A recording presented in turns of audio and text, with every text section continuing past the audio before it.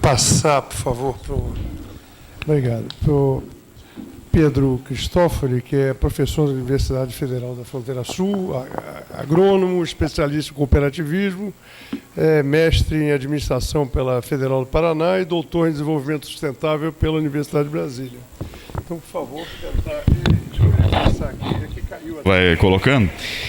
Tem alguns gráficos que vai me poupar trabalho, porque o Schlesinger já falou, eu passo mais rápido. Mas o meu foco vai ser outro, vai ser mais na parte da cadeia produtiva, na questão da produção. Que são os elementos, então, tem que ser lá. Que são os elementos, então, da caracterização das mudanças na cadeia produtiva ao longo dos anos, né?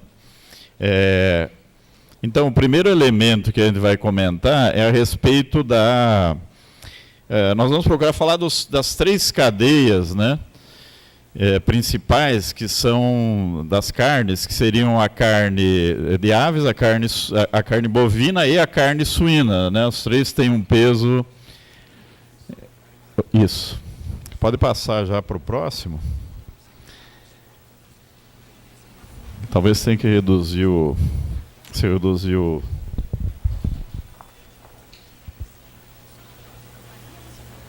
Isso, vamos ver.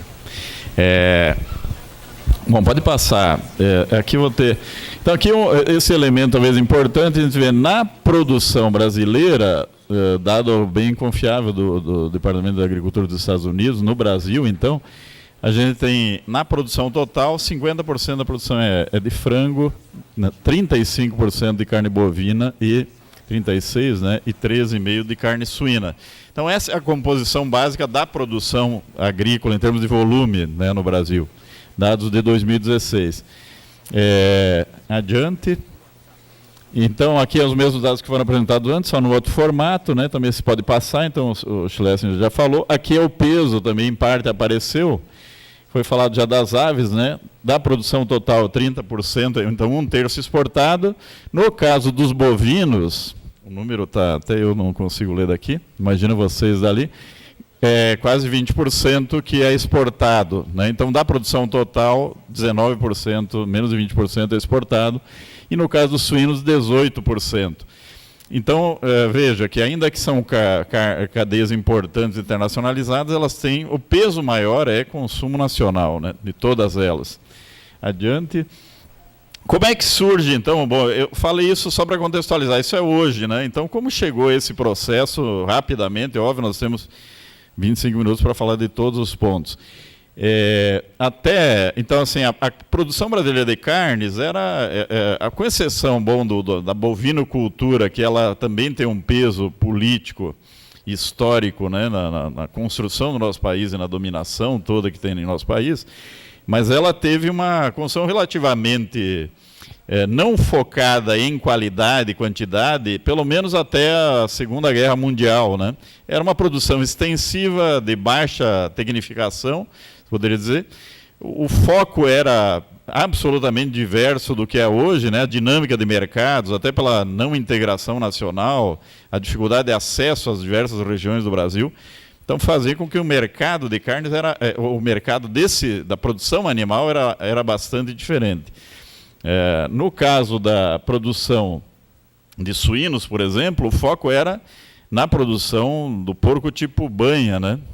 Quer dizer, o produto principal, meu pai era agricultor, depois foi para a cidade, onde trabalhou 37 anos e meio na Sadia, né? Em todo esse processo de produção, aí, de montagem dessa cadeia, do que hoje é parte da BRF.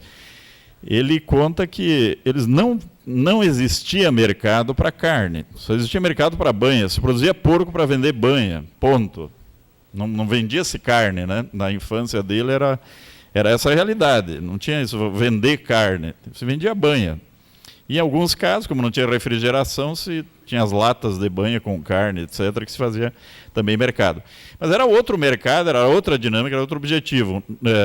O foco, né, isso veio mudando, o próprio professor Pinheiro Machado teve influência nesse processo de mudança para o porco tipo carne, né, uma pessoa que tem história nessa área também. Na avicultura também o rendimento, né, o ciclo de produção, as dinâmicas de mercado, elas eram absolutamente extensivas e sem um vínculo maior com o capital industrial. Era mais dominado pelo capital comercial. Os comerciantes intermediários tinham um papel central nesse mercado. A constituição dos grandes do que vão se tornar os grandes frigoríficos começa a partir dos anos 50 e principalmente dos anos 60 e 70 em diante, é que eles vão se expandir, vão dominar e vão passar a organizar a produção na parte de suínos e aves. Eu vou sempre falar dos três, porque não dá tempo de abordar em separado cada um deles. A cadeia de suínos e aves, ela mudou dessa lógica absolutamente desconcentrada, regionalizada, etc., para uma produção tecnificada, altamente industrializada, né, altamente produtiva, e com um controle estrito pelos frigoríficos, num primeiro momento, e agora mais tarde pelo capital financeiro, que é o que já foi também apresentado aí os dados, né? Hoje os frigoríficos são controlados pelos fundos de pensão e pelos fundos internacionais de capital, então já são parte do capital financeiro como controle direto. A Sadia era uma das que resistiam mais, vamos dizer, dependentes do capital financeiro, mas passou diretamente ao controle do capital financeiro na crise de 2008 com a criação da BRF. Então elas já são controladas diretamente pelo capital financeiro, sem intermediação. A questão aqui não é um detalhe de dono, é que o capital financeiro passa a exigir dessas empresas rendimento compatível com o mercado financeiro. Ou seja, se eu tenho uma taxa de juros de 14% ao ano, por exemplo, numa taxa Selic,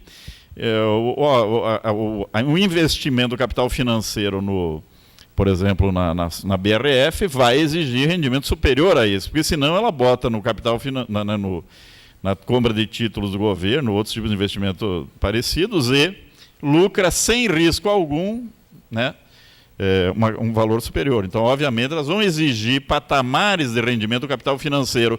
Isso vai provocar um aperto generalizado em todo o processo. Um aperto no sentido do tamanho dos conglomerados, porque você vai, né, ter uma escala, uma demanda de escala importante. Você vai ter um aperto no ritmo de trabalho dos trabalhadores da indústria para ganho de produtividade. Você vai ter um aperto para baixo de ganho de produtividade na produção agrícola, né, pecuária, aqui para poder ter rendimento crescente. Então, aqui é uma mudança que não parece um detalhe, mas ela é significativa, né? Ela muda o padrão de rentabilidade do setor, né? Eu me criei no 1º de maio, né, o industrial bondoso, que era da família Fontana, que servia almoço grátis para os funcionários e tinha uma festa e tal. Hoje o rendimento do capital financeiro elimina essas coisas, né, supérfluas que mantinham unida lá a família Sadia em prol de uma rentabilidade, né, de mercado financeiro. Então essa mudança ela é central. Isso começa a acontecer já nos anos 80, tá? E ela vai se completar em 2008. Nos anos 60 e 70, tem uma mudança produtiva importante, que é a importação de um modelo, né, que eles vão gradualmente tomando conta, que é o modelo de integração, e que hoje, na produção de suínos e aves, ele é absolutamente dominante, ainda que haja uma produção independente significativa. Mas ele é dominante em termos de volume de produção, de controle financeiro e controle de mercado. Então, é raro um produtor que produza e venda, né, vamos dizer assim, do ponto de vista de livre mercado. Ele já produz contratualizado para entregar para uma determinada empresa, né? E essa empresa tem um controle total tecnológico, de custos, etc., sobre a produção. Então, isso já começou nos anos 60 e 70, isso é um modelo americano, é trazido para o Brasil, ou pelo menos foi copiado dos Estados Unidos, né, adaptado, e ele foi de sucesso, porque ele acabou se implantando. E, por exemplo, nos anos 80, na região que eu estou hoje, anos 70 e 80, era uma região que tinha safra de porcos, né? Você tem safra de pinhão, de milho, safra de porcos. Era criado porco solto, né, com pinhão, com guavirova, com outras coisas, com milho plantado sem colher. Quando se expande os frigoríficos nos sistemas de integração, por exemplo, ele mata esse tipo de sistemas alternativos de produção que eram ecologicamente mais interessantes, né, a qualidade da carne, etc. Mas, enfim, Isso acontece já nos anos 70 e 80 e essa base produtiva no sul do Brasil desaparece, né? E aí sobra, então, a concentração da produção via frigoríficos. Pode passar. Aqui é um exemplo do porquê aparece a questão da... há um ganho de produtividade importante na carne brasileira. A carne brasileira é considerada, em nível mundial, uma das mais baratas. Ela é uma base produtiva importante. Porque há um processo também de expansão e de ganho de produtividade em toda a cadeia, desde a introdução de inseminação artificial, de técnicas produtivas, né, etc., do uso de agroquímicos, a base genética, há uma série de melhorias, né, que se faz ao longo da cadeia. Aqui é um dado de um estudo que mostra, por exemplo, a evolução do preço por arroba de gado, carne de gado aqui, bovino, de 70 a 2006, deflacionado. Então você vê uma curva descendente de preço, né, por arroba, por 15 quilos de 14, pouco de carne bovina. Então há uma redução de preço, né, o preço que é fruto da tendência de competição, de inovações, etc. Pode passar. Aqui está o exemplo da evolução de áreas de pastagem. O Brasil usa muita pastagem, tem muitas áreas de pastagem, e a produtividade aumenta. Esse é um outro dado, né? A mesma área de pastagem, ela está hoje absorvendo uma quantidade muito maior de cabeças de gado. Porque a pastagem e a questão da terra aí é mais complexo, não vamos entrar, mas ela tem uma questão de apropriação privada da terra, né? Aqui tem a expansão de fronteira. A implantação de pastagem é uma forma de apropriação da terra. E aí eu posso ter pastagem sem gado, mas eu garanto a terra. Então é mais complexo o processo. Então vai expandindo fronteira, implanta pastagem. Isso é hoje o processo da Amazônia, por exemplo, né? E depois vem o gado. O gado, mesmo em regiões que não têm acesso ao mercado, é uma mercadoria que caminha, né? E, portanto, ele pode estar em regiões de fronteira assegurando controle. Aí é controle patrimonial, é renda, né? É renda da terra através de apropriação de milhares e milhares de hectares. A região centro-oeste, né, ela é também mais concentrada, não porque houve expulsão de pequenos, também houve, mas é que já há uma apropriação em grandes extensões, né? E aí, desde Mato Grosso do Sul, Mato Grosso e daí para adiante, é um processo já de criação. Se coloniza com o latifúndio, né? Uma apropriação do latifúndio dessas áreas desde o início, né? E muitas, óbvio, com violência, com mortes, etc. Esse é um processo que já é conhecido. Mas aqui mostrando também uma evolução de produtividade, né, do rebanho para uma certa área de pastagem mais ou menos uniforme. Adiante. Aqui outra explicação para o aumento da produtividade é a questão do confinamento. No Brasil, não é significativa ainda a produção em confinamento. Os dados disponíveis mostram uma evolução que chega hoje a 10% do rebanho, né? Que chegaria nessa altura. Então, assim, o crescimento de produtividade ainda não está se dando pela concentração, no caso brasileiro, tá? O que nos Estados Unidos, os países já é mais avançado, então a tendência aqui também é acontecer isso. Mas até esse momento não é a principal forma de produção. Logo, a produção brasileira de carne, nesse sentido, ela é menos agressiva do ponto de vista né, da dinâmica toda da interação do animal com o pasto, etc., e que leva a uma outra condição. Mas mesmo no Mato Grosso, ali tem os dados do Mato Grosso, há um crescimento da produção confinada, tá? Que é tipicamente capitalista, e aí o bem-estar animal vai a zero, né? Quer dizer, né, os americanos chamam de CAFOS, né? As produções concentradas, né, de proteína animal, aí qualquer consideração também pelo bem-estar animal vai para o espaço, né? Isso já é um problema, isso já na suinocultura e na avicultura é anterior, mas na bovinocultura de corte está ampliando agora. Adiante. Bom, há também uma mudança, no caso brasileiro, uma migração geográfica da produção de carnes, né? Isso ligado ao processo também das mudanças, que já foi, o Sérgio falou em parte, da produção de grãos, etc., que nós vamos ver agora também. Originalmente, né, então, pode até passar. Originalmente nós tínhamos, por exemplo, o caso da suinocultura brasileira, ela é tipicamente do sul, né? A produção principal no Brasil de suínos é o sul, historicamente. Mas aqui tem, por exemplo, os dados da evolução, não tá difícil de visualizar, mas no sul é a produção maior, há um crescimento, né, nos últimos anos. Aqui os dados são de 16 anos, há um crescimento, né, da produção, no sul também, mas é um crescimento muito maior na região centro-oeste, que não aparece tanto. Vamos mostrar o outro gráfico que fica melhor.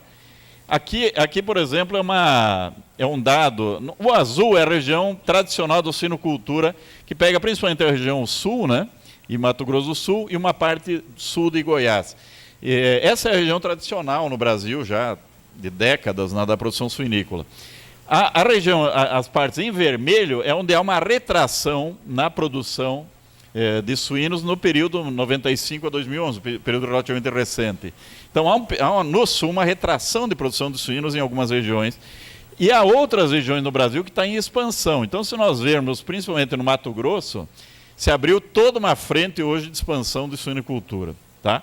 Então, há uma migração da produção da carne suína do sul, em termos de volume, ainda que no sul tenha aumentado, para o sudeste em parte, mas principalmente para o centro-oeste. Tá? Então, aqui é uma evolução significativa. Passando, aqui é um dado interessante só, vocês não vão enxergar, então confiem no que eu vou falar, mas ali tem uma parte, deixa eu ver se eu... aqui ele mostra a diferença de sistemas de produção, né? Nessa primeira coluna, você tem os produtores familiares especializados em suinocultura, aquela primeira linha, que é 10.451. Esse é um detalhe, no Brasil nós contamos em poucas dezenas de milhares de reais de produtores de suínos, aliás, dezenas de milhares de produtores de suínos, que respondem por 90 e poucos % da produção. A produção é extremamente concentrada em suíno, né? Extremamente concentrada, extremamente industrializada. No sul tem uma característica, né? Por exemplo, aquelas primeiras linhas, dá para imaginar ali, vocês imaginem o que eu estou falando, que o número é difícil, mas são 10.451 unidades, isso é o censo de 2006, né? Está atrasado 10 anos, mas é o dado oficial mais próximo que a gente tem. 98% da produção é concentrada em unidades de produção familiares, né? Só que familiares, inclusive, especializadas, altamente especializadas. Só que está tendo um limite no sul. Há um limite de produção de grãos, né, obriga o estado de Santa Catarina, Paraná a importar muito grão, e há um limite ambiental. Muitas regiões já têm problema seríssimo, né, de dejetos suínos, por exemplo. Principalmente na região de Santa Catarina, há dificuldade para a destinação do rejeito suíno, porque concentra em granjas, são pequenos agricultores, não tem muita terra para esparramar o esteiro, que é um adubo orgânico ótimo, né? Mas ele não tem, aí tem um problema ambiental seríssimo. Agora, quando você baixa ali na mesma linha aqui, só que, desculpe, na linha última, só que quando você começa a chegar aqui abaixo, no centro-oeste, que é essa coluna daqui, você vê que a concentração é em empresas de tipo capitalista. A expansão no centro-oeste não se dá em unidade de produção familiar, como é no sul, integrada. É outro tipo de a exploração capitalista, né? Geralmente áreas muito maiores, são fazendeiros, são empresas, né? Há desse tipo no sul, áreas pequenas, capitalistas também, investimentos capitalistas. Eles são minoria. No centro-oeste é o contrário. O grosso da produção já é capitalista, em grandes unidades de produção, aonde o percentual da receita de suínos já é mais baixo, né?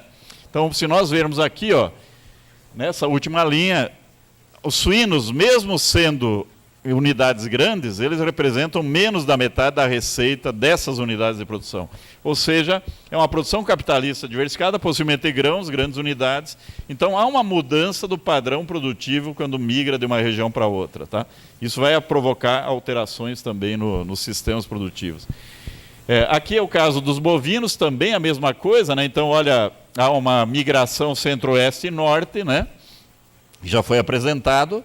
Aqui também é aquele processo, eu tenho um processo de intensificação produtiva, a migração às áreas de fronteira estão nessas regiões, o bovino segue, ele abre, né, ele é o amansador de fronteira.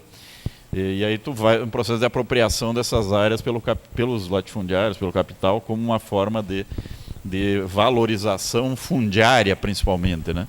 O ganho aqui não é produtivo, ele é inicialmente de valorização de patrimônio, né? Renda da terra, com uma expectativa futura de venda valorizada ou de extração de lucro futuro nessas áreas. Então, aqui tu tem um processo de migração, então, também da... No caso pode voltar, do frango de corte, que é esse que já tinha evoluído, o frango de corte ele é basicamente numa produção no sul do Brasil, né? Principalmente Paraná e Santa Catarina, o grosso da produção, mas há também já uma migração para o centro-oeste em função, que é os detalhes a seguir, mas já foi falado, que é da migração dos insumos básicos para a produção. O custo de produção é basicamente a alimentação. Pelo menos 70% do custo de produção é alimentação. A alimentação está sendo produzida hoje no Brasil aonde?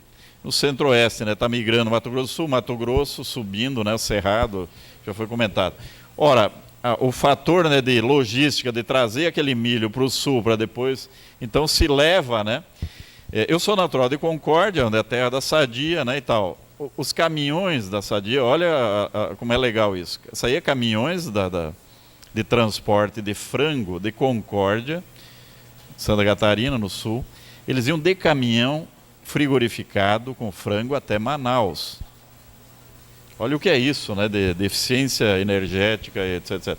Então é um troço absurdo. Claro que para as empresas, elas realocam as plantas, né, no centro-oeste, de lá redistribuem o mercado, inclusive nacional, ou para exportação. Então, o frango é o mesmo processo que está acontecendo, né, rumo ao centro-oeste, também com as mesmas características da suinocultura, já indo para uma lógica empresarial capitalista, não produção familiar, né, que aí tem outras implicações também, não dá tempo de comentar. Pode ir passando. Então, bom, isso aí passa essa ideia de que tu tem um processo de puxar, né, pela a produção de milho e soja que puxam a produção para lá, e ao mesmo tempo os limites ambientais, né, que você tem nessas regiões tradicionais produtoras. Pode passar que é o milho, no caso, também subindo já para o centro-oeste a produção, a soja também, né, já é centro-oeste, a maior parte da produção brasileira. Então isso é um processo de análise econômica e as empresas estão migrando para lá. Bom, esse modelo produtivo é sustentável, né? Então como é que é feita essa produção da carne? Ela hoje nós temos um problema seríssimo do uso de antibióticos, né? O caso o bem-estar animal é um absurdo. Quer dizer, tu tem 10 a 12 frangos por metro quadrado, faz aqui 1 metro e bota 12 frangos aqui. Isso é impossível criar sem uma dose maciça de antibiótico, porque o risco de contaminação é violentíssimo. Ora, isso está na cadeia alimentar, né? Os hormônios eram utilizados, né, ilegalmente, hoje há uma gritaria mais geral, há um controle maior, mas mesmo nos Estados Unidos, né, admitido que se usa hormônios na produção, promotores de crescimento, né, entra a ideia do antibiótico aí. Então, o antibiótico hoje é talvez o problema principal, o problema das aves, né, porque elas têm doses já automáticas em colocar doses elevadas de antibiótico para poder não ter uma proliferação. Imagina, num ambiente desse, né? Os aviários têm 100, 150, 200 metros de comprimento, 14, né? Aí depende do modelo. E aí você tem um processo de 10 aves por metro quadrado. Olha o que é essa população para, né, um ambiente quente e úmido, ideal para a proliferação de todo tipo de patógeno. Então isso aí leva automaticamente à aplicação e que traz uma preocupação da Organização Mundial de Saúde, que é a questão gera, né, cepas resistentes a antibióticos. Uso de agrotóxicos e transgênicos gravíssimos, né, a média brasileira é um pouco mais de 5 quilos por habitante ano, vocês têm a cota de vocês. Mas só que assim, ó, como o Rio de Janeiro não produz muita soja, eu andei aqui na cidade e não vi muita lavoura de soja, nem fumo, nem nada, não conhecia muito, nem na praia, nem no morro. Então, lá na nossa região se produz. Nós temos municípios lá que o consumo, a aplicação de agrotóxico por habitante ano vai a 120 quilos. Dado oficial, eu até esqueci de botar o... Mas eu tenho a transparência ali do dados oficial da Secretaria de Saúde. 120 quilos de agrotóxicos por habitante e ano, nós aplicamos lá para vocês terem direito aos 6 aqui, né? Então, aí nós levamos vantagem porque a gente tem mais proteção. Os transgênicos, a mesma coisa, é gravíssima a situação, não tem segurança nenhuma que diga, eu fui da CTN-Bio, na Comissão Técnica Nacional de Biossegurança, os estudos são absolutamente frágeis, controversos, né? Não tem segurança científica, política sobre isso, né? Tanto que os europeus, que têm muito mais informação, bloqueiam isso sistematicamente, e nós, né, produzimos. Do ponto de vista da contaminação ambiental dessas criações concentradas, né? Então ele é gravíssimo. O estresse animal provocado por essas criações também é muito complicado, porque não é só contaminação química, né? Também se é um animal que é criado naquelas condições, né? Isso vale principalmente para frangos e suínos, né?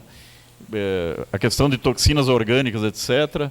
A concentração produtiva já foi falado a parte dos frigoríficos, mas há uma exclusão dos pequenos produtores também.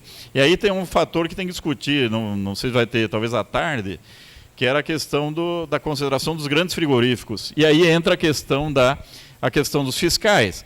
Os fiscais fazem um jogo, né, com os grandes frigoríficos e há uma preocupação óbvia, é gente séria, na sua maioria, ampla maioria, mas eles também fazem um papel que é bloquear a possibilidade de pequenas agroindústrias coloniais, artesanais, né, dos agricultores familiares, por exemplo. Então, hoje é absolutamente impossível você dialogar com né, o pessoal da área da vigilância sanitária, os fiscais, porque dizem que não é segura aquela agroindústria familiar lá, né? Ainda bem, né, porque a gente está protegido, porque não tem leite compensado, não tem carne fraca, não tem carne podre, etc. Graças a Deus a gente tem um sistema muito bom.